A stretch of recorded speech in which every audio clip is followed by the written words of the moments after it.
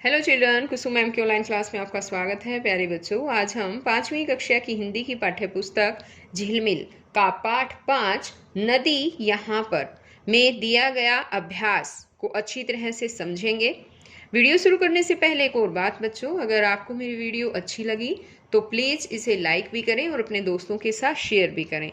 और अगर आप अभी तक मेरे चैनल का हिस्सा नहीं बने हैं तो मेरे चैनल ऑनलाइन स्टडी हब को सब्सक्राइब भी करें और साथ में दिए बेल आइकन को जरूर प्रेस करें। तो देखिए, शुरुआत करते हैं अब हम आज अभ्यास से।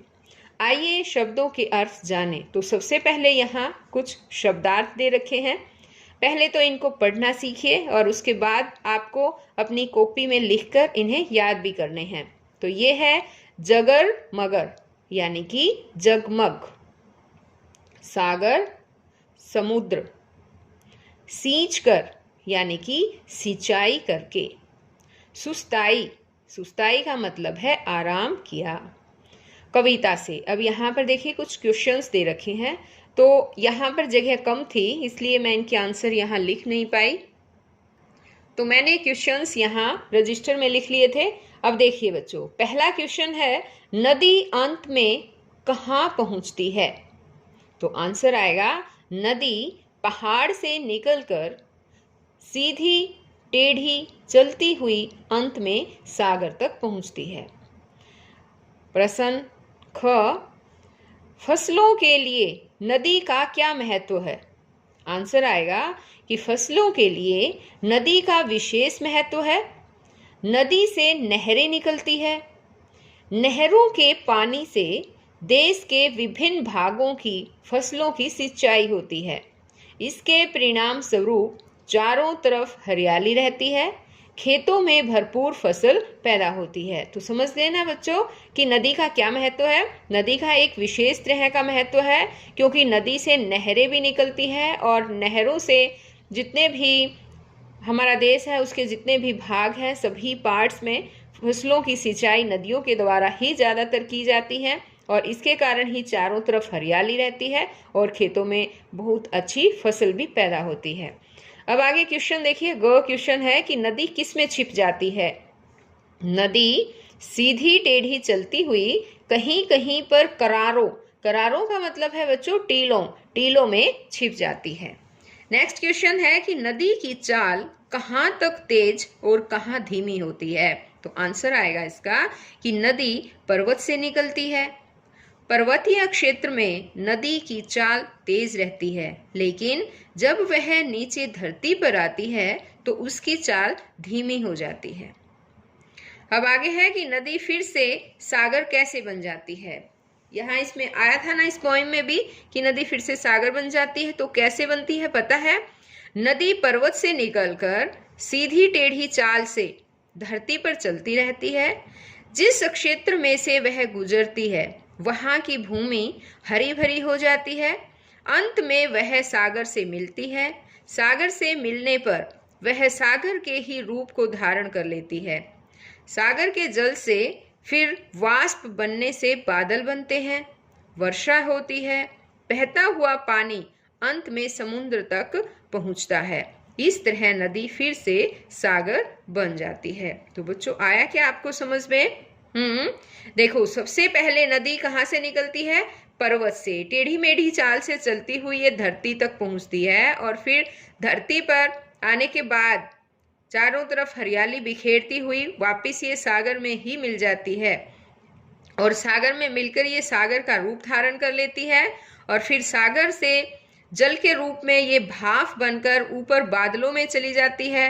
बादलों के रूप में फिर ये वर्षा करके वापस धरती पर आ जाती है और इस तरह से बहता हुआ पानी अंत में फिर समुद्र तक पहुंच जाता है और इस तरह से नदी फिर से सागर बन जाती है और ये प्रक्रिया चलती रहती है और इस प्रक्रिया को जल चक्र भी कहा जाता है।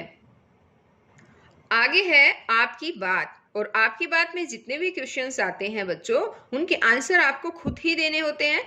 तो देखिए, एक बार मैं समझाती हूँ आपको और आपसे क्वेश्चन पूछूंगी, आप उनके आंसर भी देना। ओके, अब देखिए, आपने कभी नदी या नहर अथवा बहता पानी देखा होगा, उसका वर्णन करें। तो बताइए बच्चों, बहता हुआ पानी देखा है ना आपने? तो कैसे लिखोगे? लिखोगे कि हाँ, मैंने नहर का बहता हुआ पानी देखा है। नहर का पानी तेज गति से बहता है।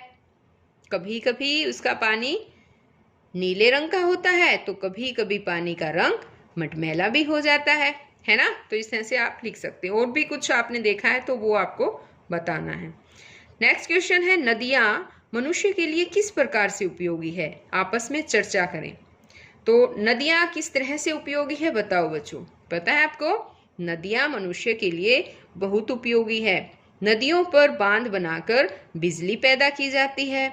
नदियों से अनेक नहरें निकलती हैं और उन नहरों के जल से देश के विभिन्न भागों में फसलों की सिंचाई होती है। इससे भरपूर फसल पैदा होती है। नदियों से रेत, पत्थर आदि प्राप्त होते हैं और जिनसे भवन निर्माण भी किया जाता है। अब आगे है ग क्वेश्चन कि क्या आपने कभी नाव में बैठकर नदी की सैर की है? नदी की सैर की है? यदि हाँ, तो अपने अनुभव का वर्णन कीजिए। तो बताओ बच्चों, ये बात तो अब आपको ही पता होना चाहिए कि आपने नदी की सैर की है या नहीं। ठीक है, अगर की है तो कह सकते हो हाँ मैंने नदी की सैर की है, और कहाँ पर की है तो वो सब आपको ही वर्णन इसमें करना है। जैसे कि मान लो आप कभी चंडीगढ़ गए हो, तो चंडीगढ़ में जैसे सुखना झील है, आप कह सकते हैं कि मैंने उसकी सैर की है। और नाव जो है वो नाविक ने चलाई थी। मेरी नाव में 10-15 लोग सवार थे। इस तरह से वहाँ पर पानी में मछलियाँ तैर रही थी और वो तैरती हुई मुझे बहुत सुंदर दिखाई दे रही थी। इस तरह से आपको यहाँ पर वर्णन करना है। अब आगे है कि कविता से आगे भारत के मानचित्र में गंगा, यमुना और इनकी सहायक नदियों के उद्गम स्थल को देखें और उनके तट पर बसे हुए 5 प्रमुख नगरों के नाम लिखें। तो ये बात काम भी बच्चों आपको ही करना है। आपको भारत का मानचित्र देखना है और उसमें गंगा, यमुना और इनकी जो सहायक नदियां हैं उनका उद्गम स्थल देखना है। उद्गम स्थल का मतलब होता है कि वो जहाँ से पैदा हुई हैं, यानी कि जहाँ से वो निकली हैं। तो एग्जाम्पल के तौर पर मैं बता देती हूँ कि गंगा नदी जो है, गंगा यानी कि गंगोत्री, गंगा जहाँ से निकलती है तो उसका उद्गम स्थान है ये गंगोत्री। ठीक है, गंगोत्री। और गंगा नदी के तट पर बसे हुए ये 3 नगर हैं, हरिद्वार, काशी और इलाहाबाद। इसी तरह से है यमुना। यमुना नदी का उद्गम स्थान है जो, उसको हम कहेंगे यमुनोत्री। ये ऐसे लिखा जाएगा, यमुनोत्री। और यमुनोत्री तो इसका उद्गम स्थान हो गया। और यमुना नदी के तट पर जो नगर बसे हुए हैं वो नगरों के नाम है, एक तो है मथुरा और एक है दिल्ली।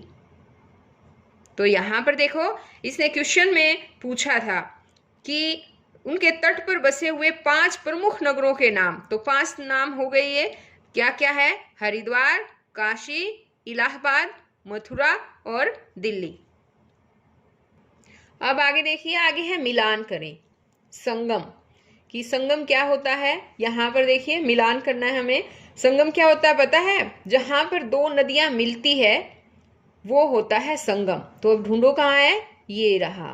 तो अब इसको और इसको हमें मिलाना है, तो मिलाइए चलो। यहाँ से ये मिलेगा। अब है डेल्टा। डेल्टा क्या होता है? डेल्टा होता है बच्चों कि नदी जहाँ समुद्र में मिलने से पहले गाद यानी कि कीचड़ जमा कर देती है, तो वो होता है डेल्टा। तो अब हम इसको, ये जो डेल्टा है इसको इस तरह से मैच कर देंगे। अब यहाँ है उद्गम। उद्गम का क्या अर्थ होता है? उद्गम का अर्थ होता है जहाँ से नदी निकलती है। तो कहाँ है बताओ ये? ढूंढो, ये रहा, नदी जहाँ से निकलती है। तो ये इसके उद्गम से यहाँ से भी मैच कर सकते हैं या फिर ऐसे मैच कर देते हैं। ओके, ये अब है कगार। कगार क्या होता है पता है? कगार होता है नदी का किनारा। कहाँ है नदी का किनारा? यहाँ से और ऐसे मैच करेंगे इसको। अब आगे है कछार। कछार क्या होता है? कछार होता है कि नदी के आसपास का वह अक्षेत्र जिसमें बरसात के दिनों में पानी भर जाता है, तो ये कछार होता है। इसको हम कछार को ऐसे मैच कर देंगे। अब आगे है भांबर। भांबर क्या होता है? भांबर है पहाड़ों के नीचे वह अक्षेत्र जिसमें नदी पत्थरों में छिप जाती है। तो अब हम इसको मैच करेंगे, यहाँ ऐसे ऐसे कर देंगे, ठीक है। अब आगे है तराई। तराई अब बचा ही हमारे पास एक है ना। पत्थरों में छिपी हुई नदी जिस क्षेत्र में पुनः प्रकट होती है और दलदल का निर्माण करती है, तो वो होता है, उसको बोलते हैं तराई। तो यहाँ से इस तराई को ऐसे मैच कर देंगे। आगे दी गई वर्ग पहेली में भारत की प्रमुख नदियों के नाम छिपे हैं, इन्हें ढूंढें और लिखें। तो बच्चों यहाँ पर देखिए, ये जो वर्ग पहेली दे रखी है इसमें नदियों के नाम छिपे हुए हैं। तो बताओ कौन कौन सी नदी है इसमें? हाँ, ये देखो ऊपर ही ऊपर नजर आ रही है, कौन सी है? यमुना नदी है ना। और ये रही कृष्णा नदी। गो से ये बन गई गोदावरी। और बताओ, ये है कावेरी। और बताओ और कौन सी है? शाबाश, व्यास। ये देखो यहाँ पर ये है व्यास नदी। ये नर्मदा बन गई बच्चों, यहाँ देखो ये नर्मदा नदी बन गई। चिनाव है ना। और झेलम, ये यहाँ से ये झेलम बन गई। और ये ताप्ती। और यहाँ पर ये गंगा नदी। और ढूंढो बच्चों, बताओ, मेरी हेल्प करो। और भी है क्या बच्चों? हाँ, ये रही, ये सतलुज नदी यहाँ पे ये बन गई, ठीक है ना। और भी कुछ रहता है तो देखना बच्चों, ये आपको नज़र यहाँ पर लगानी है और देखना है कि और भी कोई नदी के नाम इनमें छिपे हैं क्या। आगे है भाषा की बात। नदी चलती है, नदी उछलती है, नदी बहती है, नदी गिरती है, नदी मिलती है, नदी मुड़ती है। यानी कि इनका चलना, उछलना, बहना, गिरना, मिलना, मुड़ना, ये सभी क्रियाएं हैं। इनसे किसी काम के होने का पता चलता है। आप कौन कौन सी क्रियाएं करते हैं सोचें और लिखें। तो यहाँ पर आपको जो भी आप क्रियाएं करते हैं बच्चों, वो क्रियाएं यहाँ पर आपको लिखनी है।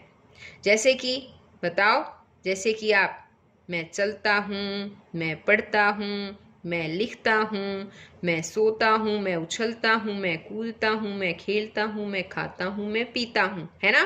बहुत सारी क्रियाएं बन गई ना। इस तरह से ये आपको यहाँ पर खुद ही लिखना है बच्चों।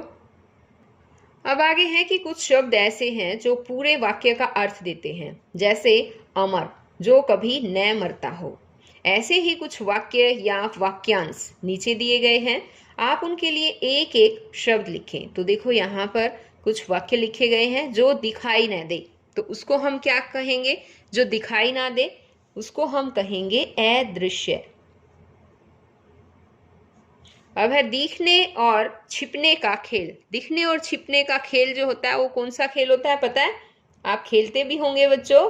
हाँ बताओ, लुका छिपी का खेल। तो हम यहाँ पर लिखेंगे लुका छिपी का खेल। अब आगे है जिसे जीता ना जा सके। जिसको हम जीत ना सके उसको कहेंगे हम अजेय। जिसे मिटाया ना जा सके, मिटाया ना जा सके उसको हम बोलेंगे अमिट। जहां धरती और आकाश मिलते हुए से प्रतीत होते हैं उसको पता है क्या बोलते हैं? उसको बोलते हैं बच्चों क्षितिज। जिसकी उम्र लंबी हो, जिसकी उम्र लंबी होती है उसको हम बोलते हैं दीर्घायु, लंबी आयु वाला। जो सब कुछ जानता हो, जो सब कुछ जानता है उसको हम बोलते हैं सर्वज्ञ। आगे है कुछ शब्द एक दूसरे का विपरीत अर्थ देते हैं, जैसे आगे का पीछे, ऊपर का नीचे, इन्हें विलोम शब्द कहते हैं। नीचे लिखे शब्दों के विलोम शब्द लिखें। देखो जैसे है छिपना, छिपने का विलोम क्या होगा? विलोम का अर्थ है बच्चों उल्टा, तो छिपना और उल्टा हो जाएगा दिखना। अब आगे है चलना। एक तो चलते हैं और चलते चलते उसका उल्टा क्या हो जाएगा? हाँ, रुकना। आगे है टेढ़ा। टेढ़ा और इसका उल्टा हो जाएगा सीधा। मोटा। मोटे का विपरीत होता है पतला। दिन। दिन का विपरीत होता है रात। विपरीत यानी कि उल्टा यानी कि विलोम। सुंदर। सुंदर का बताओ क्या होता है? कुरूप। अब है आगे। आगे का विलोम होता है बच्चों पीछे। कल। कल आज। तो ये चैप्टर यहीं पर खत्म होता है।